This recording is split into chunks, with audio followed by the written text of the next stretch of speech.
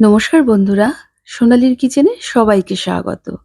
আজকে আপনাদের সাথে শেয়ার করব নামমাত্র মশলা দিয়ে পাবদা মাছের ঝাল।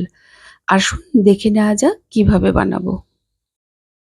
এখানে ৫টা পাবদা মাছ ভালো করে ধুয়ে নিয়েছি। যে কোনো মাছই ভালো করে জল পাল্টে ধুয়ে নিতে হবে যতক্ষণ না মাছের থেকে পরিষ্কার জলটা বের হয়।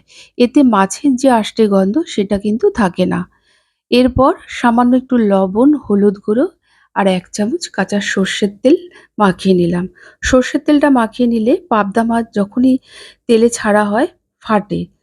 এই তেলটা মাখিয়ে নিলে কিন্তু ফাটবে না।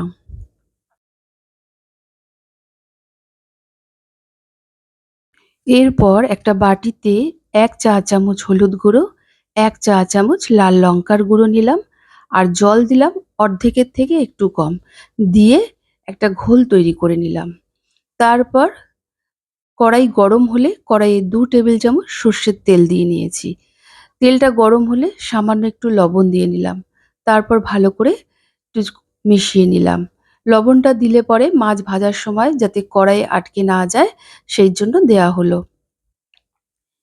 মাছগুলোকে হালকা করে সাঁতলে নেব। কড়া করে ভাজবো না। এক পাশ সাঁতলে নেওয়ার পর আরেক পাশ উল্টিয়ে দেবো।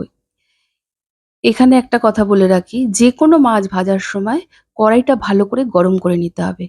তারপর তেল দিয়ে তেলটা ভালো করে গরম করে নেয়ার পর গ্যাসের ফ্লেমটিকে মিডিয়ামে রেখে মাছ ভাজলে মাছ ভালোভাবে ভাজাও হবে আর ভেঙেও যাবে না, কড়াইয়ের গায়ে আটকেও যাবে না। মাছগুলো আমার সাতলানো হয়ে গেছে, এগুলোকে এবার একটি পাত্রে তুলে নিলাম। বাকি মাছগুলো ঠিক একইভাবে সাঁতলে নেব।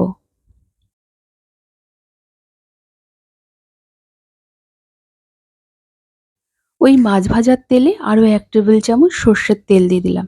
তেলটা গরম হলে হাফ চা চামচ কালো জিরে আর ৪ টে কাঁচা লঙ্কা ফোড়ন দিলাম। ফোড়ন থেকে একটা সুন্দর গন্ধ বেরালে গ্যাসের ফ্লেমটিকে অফ করে মশলার যে ঘোলটা বানিয়েছি সেটা দিয়ে দেবো। সাথে ৩ টেবিল চামচ দুধ দিয়ে দিলাম।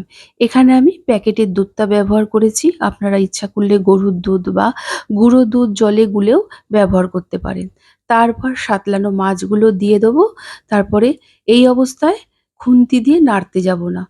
কড়াইটা ধরে আলতো করে নাড়িয়ে দেবো। তারপর স্বাদ অনুযায়ী লবণ দিয়ে ঠিক একইভাবে কড়াই ধরে একটু নাড়িয়ে দিতে হবে। এরপর গ্যাসের ফ্লেমটিকে হাইতে দিয়ে ফুটিয়ে নেব। ভালোভাবে ফুটে উঠলে গ্যাসের ফ্লেমটিকে মিডিয়ামে রেখে ঢেকে দিয়ে কিছুক্ষণ রান্না করে নিতে হবে। পাবদা মাছ খুবই নরম মাছ, তাই খুন্তি দিয়ে এই অবস্থায় নাড়তে যাবেন না। কড়াইটা ধরে আলতো করে একটু নাড়িয়ে দেবেন। ফিরে এলাম কিছুক্ষণ পর। দেখুন আমাদের রান্নাটা প্রায় হয়েই গেছে। আরেকবার একটু নাড়িয়ে দিচ্ছি। দেখুন চারদিক থেকে তেল ছেড়ে এসছে। এই সময় সামান্য একটু ধনেপাতা কুচি দিয়ে দেবো।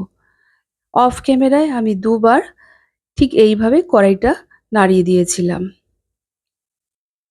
ধনেপাতা কুচি দেওয়ার পর আলতো হাতে একটু মিশিয়ে নেব। আমি ভিডিওতে যেইভাবে নাড়ছি ঠিক সেইভাবে একটু মিশিয়ে নিতে হবে। ব্যাস, এরপর গ্যাসের ফ্লেমটিকে অফ করে কিছুক্ষণ ঢেকে রেখে দেবো। তারপর সার্ভ করব।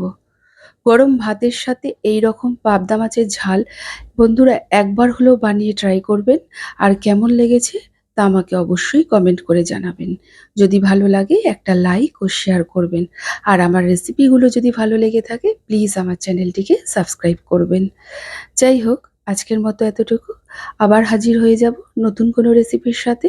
সকলে ভালো থাকুন, সুস্থ থাকুন। ধন্যবাদ।